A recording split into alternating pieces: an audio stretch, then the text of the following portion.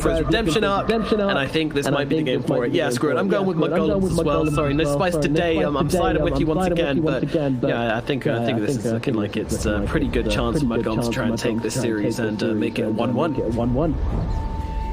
Right. Sounds good. Maybe we'll have our first BO3 of this Dota Pit season. It's going to be awesome to see Mud Golems revitalized.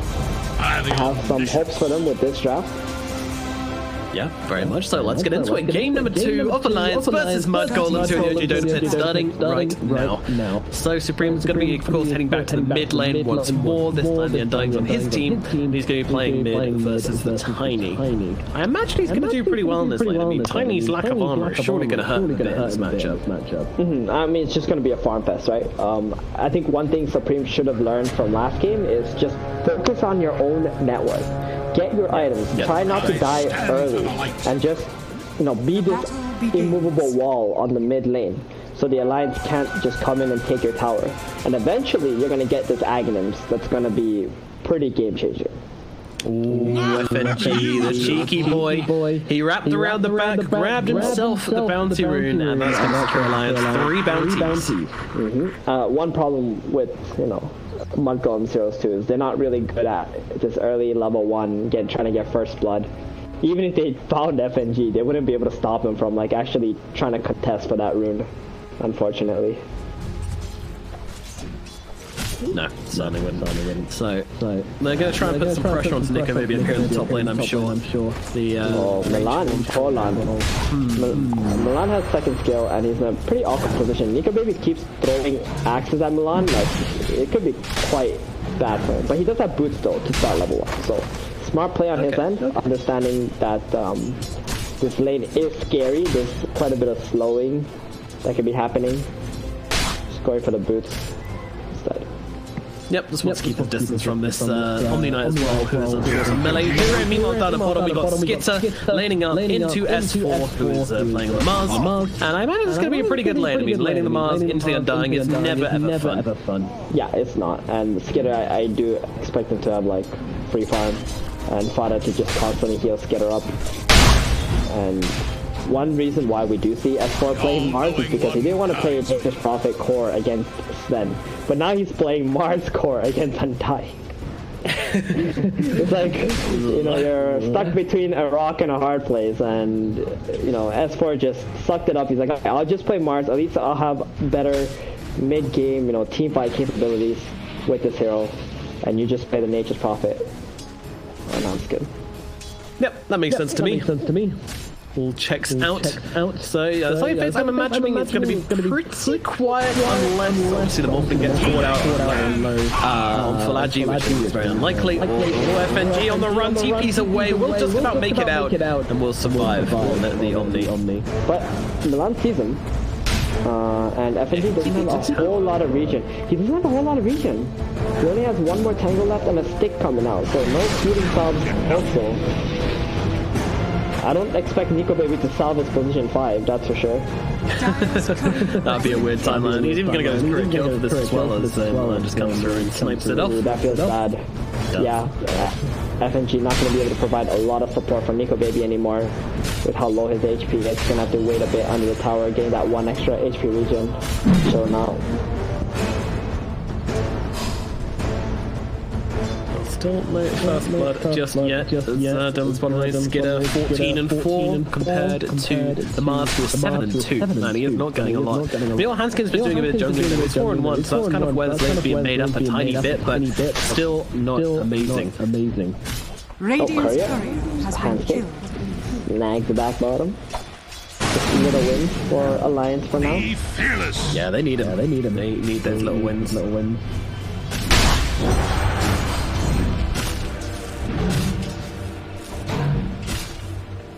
I think it's really going to come down to probably the minute rune. If the Tiny can get the minute 4 rune, then I'm fairly sure he can, if it's like a haste or an invis, then he's probably going to be able to find the kill with that one. Yeah, definitely.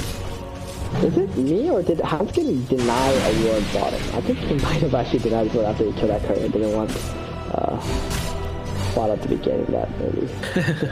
Or maybe You've done your work, Ward. Yeah. No, I'm not sure. I think I was just seeing the wrong word, maybe. But yeah, so far mid lane Limp. He's gonna go for the rune here. This is pretty big. Oh, he got a haste. Oh no. Oh, no. That's one of the ones. Kill rune. With it. That is. Alright, where are we expecting him to go? What are you expecting him to do with it? If anybody actually plays aggressively, that's where I think he's gonna go with the tiny haste swing right now. Or maybe he pushes the mid lane out first and then tries to go top. I think the Tide, Phoenix, these are the two big kills that he can actually get.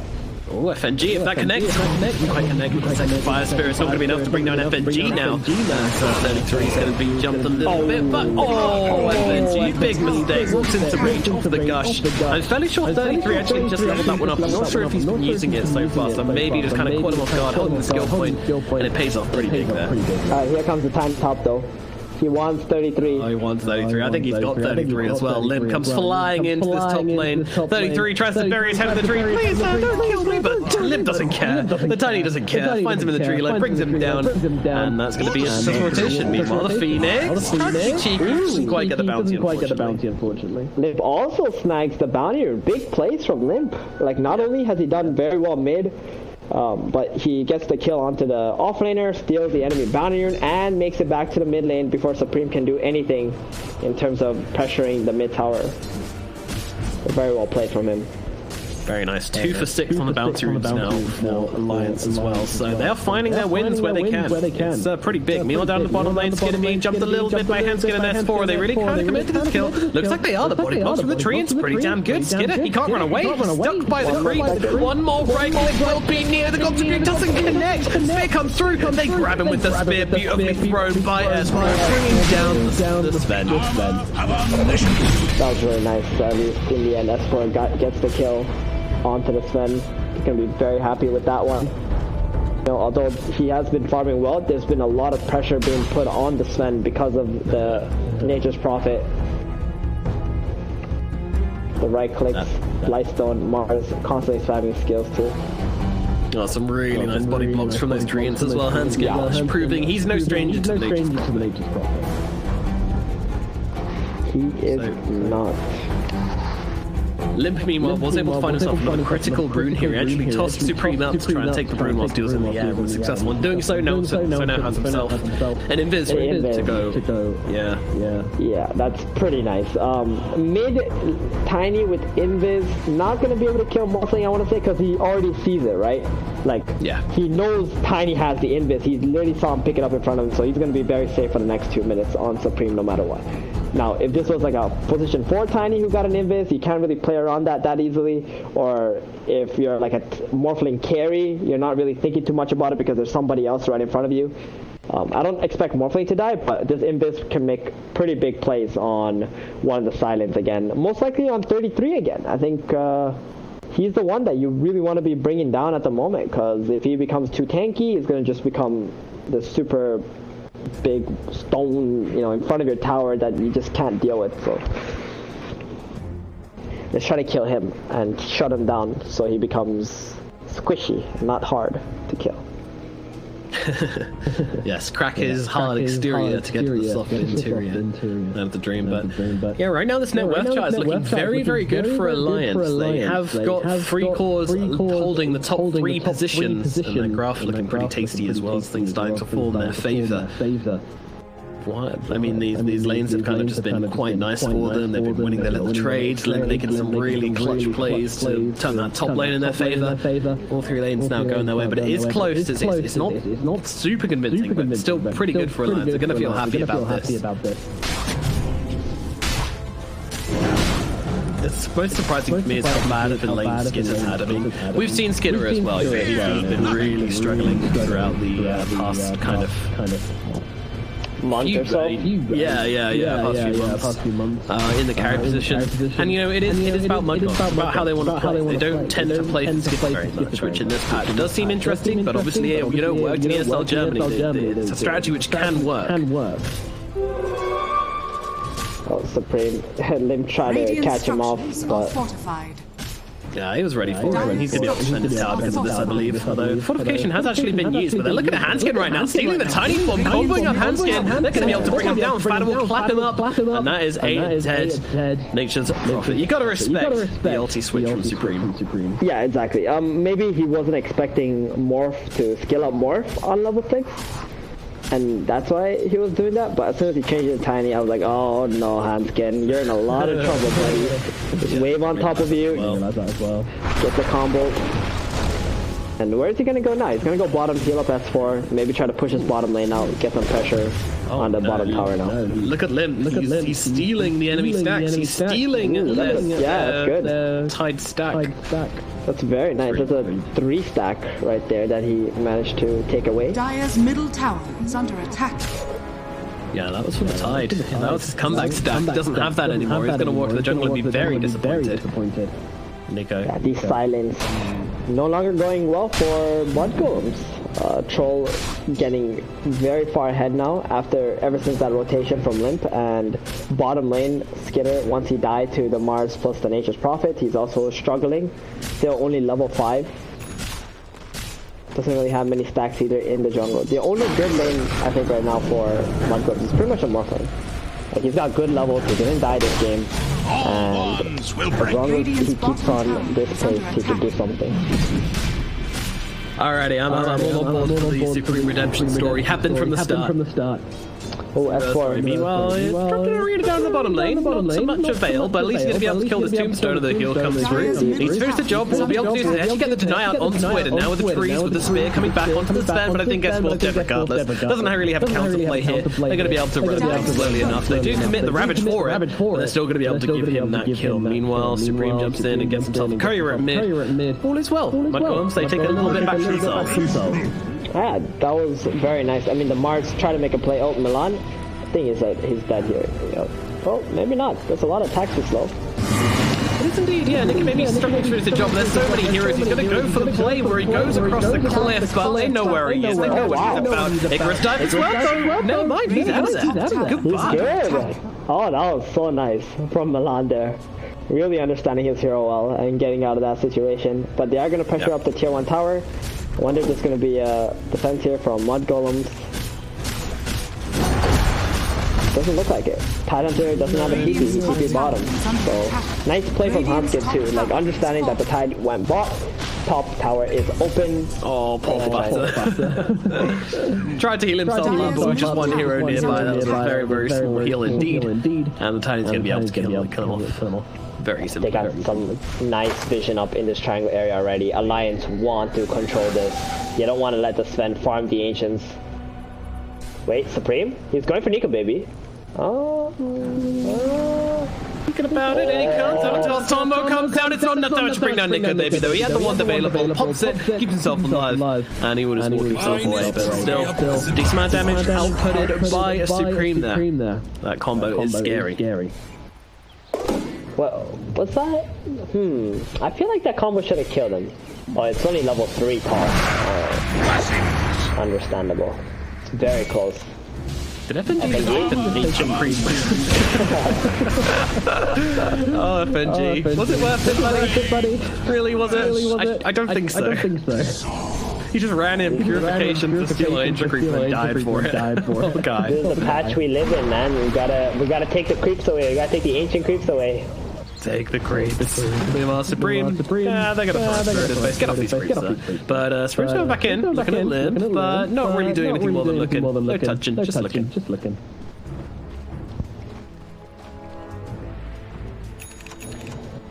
Very good at just holding this mid tower. He was sitting at 1800 HP against this Tiny. That's what you gotta do. As long as his mid tower stays alive, Sven is gonna find his farm. Yeah, Alliance need to really dig deep and start putting a bit more pressure onto this Mud Golem side. And they're saying that their Troll Warlord is very, very farmed. He's doing very well for himself. The highest net worth hero in the game. He's heading towards Ayasha, so not going for the Battle Fury like you might have expected this game. Instead, going for a more aggressive build to allow him to bring the fight to Mud Golem sooner rather than later. FNG just solo smoke to plant some deep vision at the moment, while Mud Golem is smoking to try and kill Nico Baby bottom. but I think they scanned out Mud Golem's smoke here. So Nico Baby getting out. Radiant's middle tower is under attack. Nico Baby, yeah, So impressive. exactly. He must be one of the hardest carries to kill. Yeah, for sure. So difficult. It's so annoying. Like, I've watched them so many times, like in so many games where Lions have played, where you know there's like a 4-man rotation, 3-man rotation even coming in. He just kind of gets out in a comfortable amount of time as well. Doesn't really make it very close. Meanwhile, it's some trouble up on the high ground. They're going to try and break him down. They pop the ultimate. He got the coming through as well. Tombstone being thrown in for this one. They're going to try and save him. No GA come through along with the arena. They lock down the ball, making Miner and Skidder. Ratchet pretty low. They're going to be careful. They'll throw in the supernova along with the Ravage as well. Oh no! The combination! It's absolutely perfect. They bring down FNG and S4 and also Nico Baby. 4 heroes dead on the side of Alliance. Mud Golems, that is exactly what you want to see from these ultimates. Woo, that's what I'm talking about. Finally, Mud Golems bringing it together. I mean, they opened on that tiny so nicely. I thought S4 saved the day with that arena. That was so beautiful. Great. That was such a beautiful arena. But then here comes the Tide and the Phoenix on the side. They didn't. I don't think they saw the Tide on there because as soon as the Phoenix dropped the egg, Alliance call was, guys, kill the egg. And here comes the big ass Ravage that just hit everybody. Oh, that was so sick.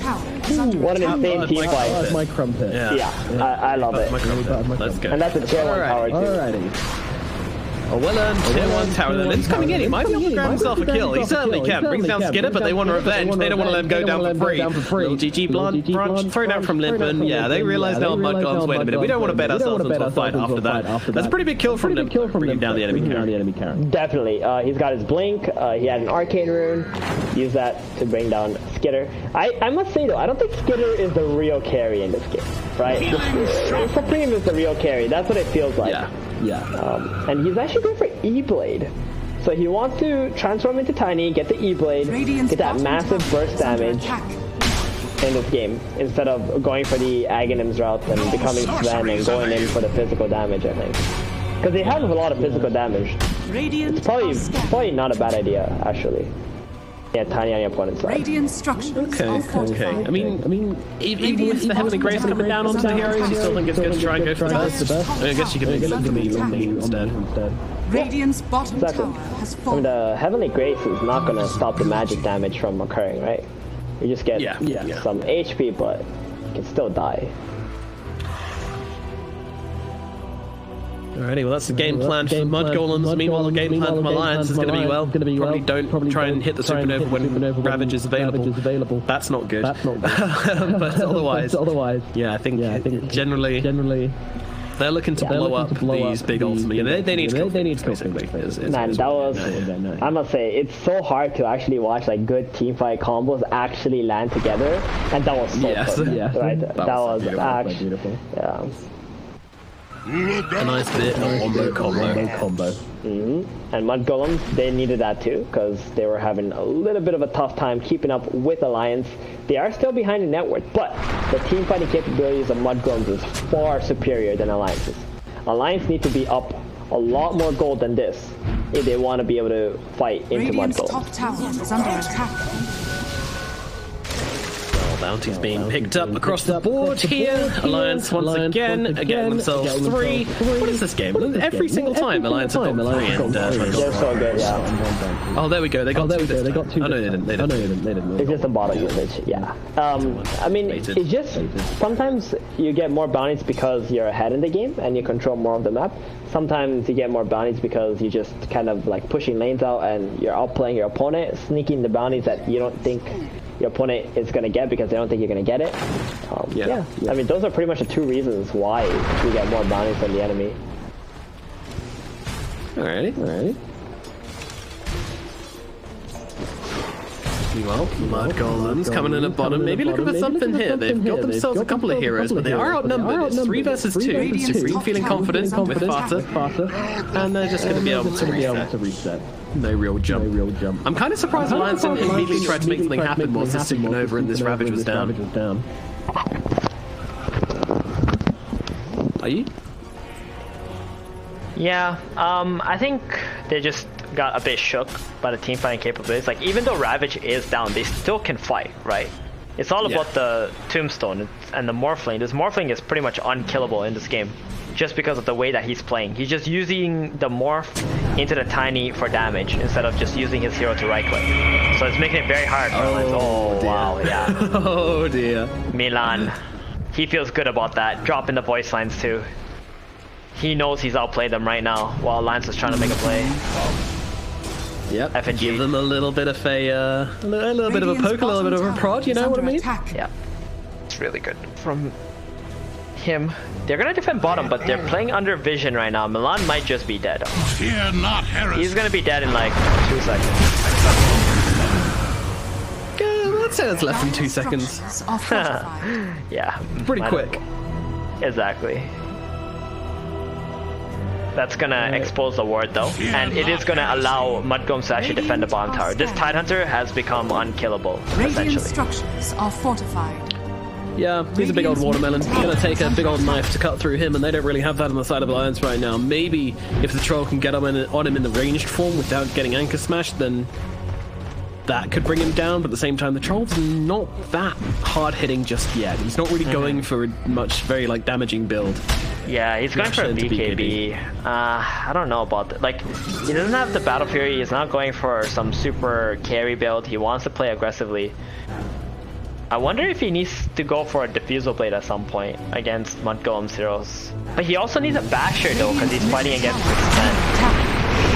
A lot on the shopping list. It's a bit busy right now. Meanwhile, FNG being chased by a Godstring Skidder. He wants to take him out. He's going to actually pop the GA for himself, so that's going to keep him alive a little bit longer. Meanwhile, Arena comes down, but the egg jets drop just in time to stop the spear connecting, and that's going to keep the Phoenix alive. But it is Supernova on cooldown for rather a long time. I feel like Alliance aren't going to be too sad about this one. I mean, they get out 2 of their heroes. It's pretty big. Yep, FNG got a bit fortunate. Supreme missed his waveform. Very lucky. Talking about Supreme, he's in some trouble here in the middle lane as Limb jumps in with a combo. Hanskin gets on top of him as well, and they take down that Morphling. Oh dear. Misstep from Supreme, staying out a little bit too deep, a little bit too long, and he's going to be the only hero that drops in the last minute of gameplay. That's pretty bad. That is. Indeed, he is the carry of Mudgolems for sure in this game. It looked like he was on pace for a really good timing on his E-Blade, but now that he's dead, still needs 200 more gold before that's completed, and they're probably gonna look for a smoke right after that. Sven and Tide has overtaken the Morphling in his own team at least. Still very healthy, I want to say, for Mudgolems, even though they're a bit behind in terms of net worth. All ones will break. Yeah, it still feels like they just have this huge teamfight advantage, which Alliance haven't really shown much initiative in overcoming right now. But, you know, maybe this troll is going to be raid boss. Maybe once he gets his BKB, he's just going to be running around the fights doing what he wants. We'll see how effective it is in taking down these Mudgolems heroes. I always feel like if he had Battle Fury, I'd be really scared for the side of Mudgolems, but because he doesn't, I just kind of not feeling like he's going to reach this godlike stage. Well, if he goes for Battle Fury, then it's really easy for Mudgolems to actually take the initiative and run into Alliance and fight, right? But going for this Yasha BKB allows the Troll Warlord to, you know, engage into Mudgolems if they ever try to do something. He's going for Assange now, and then the Basher. Really good call here from Mudgolems to actually take this Roshan play, I want to say. Looks like they're going for it out. And the Ravage gets popped onto 2 heroes. They're trying to blow up FNG as quickly as possible. He's never going to heal out onto Limp, but it doesn't make a difference. They're going to get him brought down and then look for Limp as well. But Nico Baby comes rolling into the fight. S4 going to pop down the arena. They've managed to trap the Sven, and they get that kill. Spanner goes down as well, so it's probably a pretty bad trade currently, although that kill onto Limp sweetens the deal a little bit for the side of Mudgolems. Now Mudgolems are really just scattering. They might have found 33. He's going for the TP away. S4 is in with the spear, cancels the TP. 33 trying to get himself away, but unfortunately can't do so. Makes his way to the other side of the trees, but with so many heroes chasing him and just right-clicking him down, they'll be able to get through his defensive, and they will find the kill. Alliance win the engagement. They lose 2, but they get 3 in response, and they stop that Roche attempt dead in its tracks. Surrender. Good call from Alliance and still take the team fight. Troll running all the way from bottom to middle, helping the Mars to kill the Sven, and then the Tidehunter, and this is going to open up Roshan for Alliance now. They got the Heavenly Grace, which makes this not like a super hard committal Roshan take from Alliance. Ravage is on cooldown too for Mudgolems. They're gonna have to give this up. All ones will break. They are indeed. Into the pit we shall go for Alliance. Mud Golems, try though. They've got a supernova. I think they want to try and do something about this. Milan maybe looking for the steal. What can he do? Rolling across, supernova around the back of the roach pit. Can't really get to that one. They're going to try and bring down Fada. We'll be able to do so. Spear connects onto the Morphling. He doesn't have the best strength going. He's dead. Supreme is out of the occasion. The Morphling is out. And now Milan has to leave as well. Oh no, they get into the clumsy net. He's just sitting here on the high ground. Limp is able to close the gap, gets on top of him, combos him down. Milan can do nothing but die as well. There is nothing left for this Roche. Nico Baby's going to grab it. Aegis in the hands of the Troll Warlord with BKB as well. I'm thinking Alliance might be looking a little bit more than scary at this point. That's, to me, that just looks like 3 free kills that just gave away, right? Skitter was still bottom. He was farming. He had no intentions of coming to that team fight. Tidehunter was nowhere nearby too. They tried to take an engagement 3 versus 5. And I'm not entirely sure what they were really expecting because they didn't have an opening to try and burst someone with that E-Blade too. Morphling falling once again. His net worth is looking very sad now. And the Sven is still trying to play catch up. Also very far behind. Not even level 15 yet for that Stormhammer Dispel. Yeah, that's a bit of a question. Mark, he's very low leveled. Stun the web, Nico Baby. Nico Baby does not care. I'm level 18, you scrub. Don't come near me. Do not associate myself with peasants. This troll's so unbelievably rich. S4, he's already level 15. Supreme. Well, if he'll laid out onto himself, it's going to buy him the time he needs to get himself some distance away, but now could maybe be in a spot of bother. Pops down the axes, try and give them the evasion to make it through it. Ravage comes through as well. Supreme's so low, though, he's still going to fall. It doesn't matter. He's still dead to the Tiny, and now Tiny jumps forward even more. Under the tier 4 we go. This feels a little bit aggressive as the buyback comes out from the Morphling, but the Spear immediately catches him out the moment he TP's in. He can't actually do anything to get on top of him. He needs to be careful here. Supreme pops the Ethereal Blade, the combo down onto the Troll Warlord. He pops the ultimate just in time, though, keeping himself alive. They are going to be able to control him up. He's on the high ground. Should he die here, which I imagine he will, it's going to be kind of hard to get out of this one, but he's actually got himself an Essence Ring. That's going to buy him a little bit of space. Now the Supernova popped immediately, trying to time it for when he comes back to life. No one's here to help him out. In comes the Supernova, crashing down upon him, and Nico Baby shall fall. He can bleed, but it did cost them a buyback from their Morphling. Yeah, why didn't Alliance just back off after they got the Morph? Oh man, that was very awkward. The tier 2 tower is still up. Giving away the Troll, his Aegis, a life. This is an opening for Mud Golems to actually just get a little bit back from this map. I know Morphling had to buy out, but that's okay, because whatever they just got from it was completely worth it. Alright, well, still very, very long a distance between this Troll and everybody else, but this is going to make it a little bit easier for them to try and come back into this game. And they're actually picking out FNG here. He's up to clear out these creep waves, but Supreme's going to get on top of him along with 33. They've got the shotgun available. Chick, chick, boom. Down goes FNG. And that's another 40 seconds death timer put onto Alliance. They do get the Phoenix, but that doesn't matter, right? Any trades from Mud Golems right now is worth it. Is the Troll going to TP up top? That's the question. They're trying to do something. They've got the arena down. Okay, comes the Morphling. He's got a strength morph. He's feeling pretty chill, although he might be a little bit sweaty now that Lim gets on top of him as well. But he's got the Ethereal Blade out onto himself, goes for the TP away, and he cancels. Not the day. Bye-bye. He is gone. He used everything just to try and burst him down, although he already got his strength morph off. If they actually just held the tiny toss, it would have been enough, right? As soon as Troll came, he would have been able to secure that kill onto the morph, but maybe a little bit of a misplay from Alliance, even though they realize that Mud Golems are abandoning this Morphling. "25 minutes, 13 to 15 is the scoreline with a 13k gold advantage for Alliance." Still a huge advantage though for now. This position for Nature's Prophet, currently in the second place of the net worth chart. Oh yeah, I just realized confused, that. Aren't you, Hanskin? I underestimated Hanskin's Nature's Prophet, but he's doing a really good job with this hero. Getting that money, getting those aura items, nice AC for the crew. Love it. Radiant's top Going for a BKB, not even a Solar Crest. Wants to be a core himself. Alright. Enough games of the Pos 4. I want to be the guy slapping people. Radiant's middle tower is under attack. I want to see him take over Nico. That would be the... that would be insane. I don't think it's going to happen.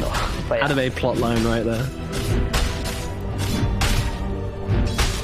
Yeah, he's really just kind of farming up and doing his thing, isn't he? Armor. Huge Making all amounts on this guy. A lot of pressure on the other side of the map while his team just groups up. That's why S4's been really struggling. He's got Blink Dagger, he's got BKB, like at 26 minutes, you're happy about that as a Mars. Oh no, he's huge. Person, I don't think, it just looks like, you know, his net worth is a bit low. It's because of all the other Mud Golem hero players, right? And their heroes, they're not really that high. Like, their net worth is very bad. These are the kind of items you expect Sven to have like 20 minutes into the game. Justice, all ones will Wrapping them around upon FNG, God Strength coming through as well. They want to try and bring down the Omniknight, and they should be able to do so. It's going to take a bit of time. FNG with his dancing feet on, get through the trees. Fala will find him. It's taken some time, but they'll finally bring him down. But meanwhile, elsewhere on the map, Supreme has fallen. He gets comboed up in the middle lane. Wasn't expecting S4 and the double damage Tiny to be beating him. He waveforms in, gets himself killed. Pretty S4 isn't done. He wants something. He's not. And this God Strength Sven's running around. I mean, he wants to do something, but there's not really much he can do. Is under attack. Yeah, and as soon as Alliance is alive, they're just gonna go, right? As soon as the Omni, is alive. Without God Strength, without Morphling, Mud Golems can't even defend this high ground anymore. Radiant's middle tower has fallen. They're gonna try to slow it down the best that they can for 40 seconds. They need to. Yep, you need this Morphling back before they do anything. 33 is going to jump himself in. BKB pop from Limp here. Really wants to get the toss back. Won't be able to do so. Catch the creep instead, but still a decent amount of damage being dealt to this tower. Skidder goes in and really comes down, but it's going to miss with the spear. So Skidder and Fala are kind of just chilling inside this arena. Okay, that's pretty nice in here. Don't really mind. So fortunate for Mud Golems that toss does not hit onto 33, because with that BKB down and S4 drop in the arena, that's going to stop all of Alliance's teamfight capabilities. It's going to back on off. They know if they stick around for the tower, they're just going to be in a really bad position 10 seconds from then. Hansuke's got his BKB, I think. He's got it complete. He's a happy tree man, that's for sure. He is. Yep. He is. Just been chilling bottom, farming up. Oh no, I see a Paladin sword on a Troll Warlord. That is that's definitely not what you want to be seeing if you're on the side of Mud Golems. They're trying to set up on Tim right here. I don't know how much they can do. Stun gets thrown onto him, along with the Sunray as well. It's doing a decent amount, but he pops a BKB, pops the ultimate, turns around onto the Sven. Skid doesn't know what he's got himself into, trying to run himself away with it as a BKB of his own, as Supreme tries to blow up FNG on the backlines. Will be able to eventually kill him off using that tiny skull, but now this guy's in real trouble. The toss away from Supreme! It actually gets him out of there! Oh, he dies regardless as Limp's able to find him. The new Supernova's coming down, trying to give them the cover they need to retreat from this engagement. I'm not sure how much it's really going to do, though. Alliance are going to look for these heroes inside the trees. TPs are coming out. One gets out. Milan's going to stick around to try and push the creep wave in a little further. 33 blink away, TP away. Milan just says bye and leaves the map entirely for some reason, because he can do that. I don't really know why, but all the same, a nice retreat from the side of Mud Golems, but all the same, they lose the Sven, and that is going to be quite sad for the Mud Golems once more. I mean, every time they try to make these plays, it just seems like they don't bring enough. They don't have enough in the tank, and then the rest of Alliance just show up and really kind of like grate their cheese. Yeah, a bit of a miscommunication from Mud Golems. They thought, or Skidder at least thought, that 33 was going to go in and ravage that Troll Warlord, and they were just going to start smacking on him, but they did it, and Nico Baby just popped the BKB. He can man-fight Sven super easily. And what happened to the toss there was he tried to toss him back to 33, but 33 blinked in for the ravage. So he ended up right back where he started. Exactly. I was extremely confused. That makes sense. Yeah. That was not what they wanted to do. Yeah. That's what ended up happening. Like, I saw him fly off the screen, and then he was just kind of like back in the middle of everything, and I was like, oh, sorry, Sven. Mud Golems. I think it would have actually worked out had 33 not blinked in, so they could have baited Alliance more towards 33, and then he could have ravaged with a really good positioning in the egg. But because the Sven ended up back there, and the 33 also committed to the fight with the Tidehunter, it became an awkward fight. Domino's Troll walking into a bunch of heroes, just managed to get to the BKB just in time, turns it around onto the Morphling, and in comes Lim comboing him up, but he is able to tank up into this somehow. Finally gets taken down though by the spear off the Mars.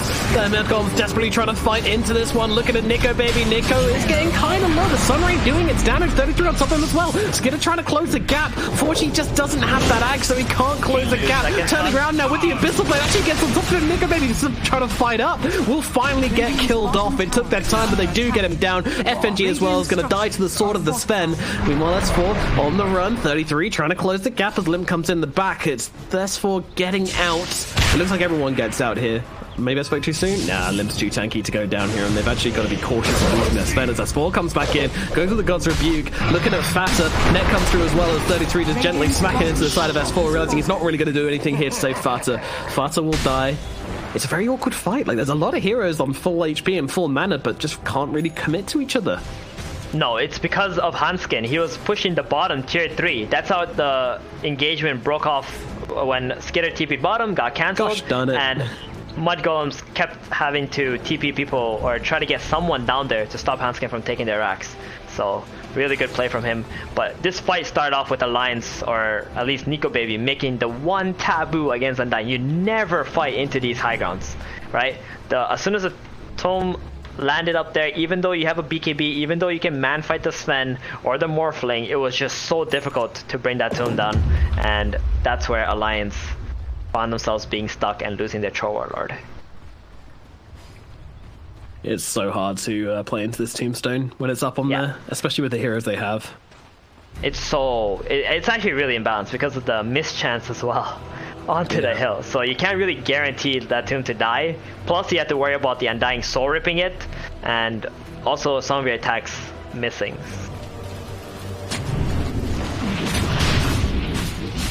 No sorceries available. There's a slight comeback from Mud Golems for this one, but now Lions are inside the pit. They're very aware of this on the side of Mud Golems. They have all their ultimates available. They're going in. They're trying to try and interrupt this one. Can they do so? Nika Baby trying to bring down the Roche. Ravage comes through as well. Roshan is so low. They don't take down S4. Hanskin as well. Not that healthy. Roshan will fall. Nika Baby picks up the Aegis, but they kill off Hanskin at the same time. He's going to fight back. Come back in on this one. It's Nika Baby trying to run down the Undying. Well, they're on top of him, but in comes a GA from the side, stopping that Sven's damage. He just has to run out of the pit, but leaving 33 behind. He is pretty fast on this Tidehunter, but not quite fast enough, it looks like. And from inside the pit, they will be able to finish the job. Hanskin brings him down, buying back into this fight. Skidder's on the run, Morphling as well. Once again, Mud Golems, it wasn't bad, but unfortunately, the moment that Roche fell and that Aegis went into the hands of Nico Baby, the fight really was over. Supreme's able to get the waveform up into the high ground. They're looking to turn this one around. In comes Land sweeping on through. A nice tracking with the Sunray onto Nico Baby. Might finish the job here, certainly will. A toss back from Lim, but Skidder in a whole world of health though, as he's going to lose his life. Has buyback available on the Sven. No God Strength though makes it not that tempting to use it, and now Alliance are still on this high ground, and with this AC they can take this tower down so quickly. Nico Baby as well, just so damn fat. Buyback comes out from 33, but they're moving on to the barracks now as well. Alliance are whacking away at these buildings. They need to do something here as they shove 33 onto the front lines. Nico Baby getting those further stacks up. Oh my goodness, that's a lot of damage. Pops a BKB to get himself away. Hanskin as well. A BKB available from him. They don't have the interrupts to actually stop him just TPing out in front of their very eyes. Jump forwards now from the land. TP out from FNG. Any cancels available? Yep, the little adaptive strike comes and pokes him in the bum and kills him off. So FNG will die, but it's not much. It's not much. And oh yeah, a little bit of Rat Dodo coming out from our boy Hanskin as he takes down the bottom range barracks, just doing his thing. You know how it be. Give me some mice in the chat, folks, as we have another fight breaking out. Here in the middle lane, Supernova's going to get used inside that arena. Supreme's in trouble. He's going to die, and they take down the Supernova as well. The egg gets popped. S4 gets the double kill. This is actually absolutely awful. Alliance have just absolutely played them over the past minute here. Yeah, Hanskin making that great play, popping the BKB from the top lane, TPing to bottom, not going back into a defensive position, getting that split push on, giving Alliance enough time to regroup, to come back in and shut down Mud Golems once again. Oh, this is looking so bad. Deary me. It is. It is. They're just getting picked apart. Left, right, center. S4 just poking out this top racks with his Desolator. Troll middle being buffed up. And every fight, it seems to be the same story. Skitter gets a kill onto FNG with his ultimate. Oh no, they jump onto him now. Abyssal Blade comes through. A nice little combo there using that tree toss along with the Abyssal. But unfortunately, I think the Tiny ran out of trees. And sweeping through once again, just trying to slow things down with the Shivas.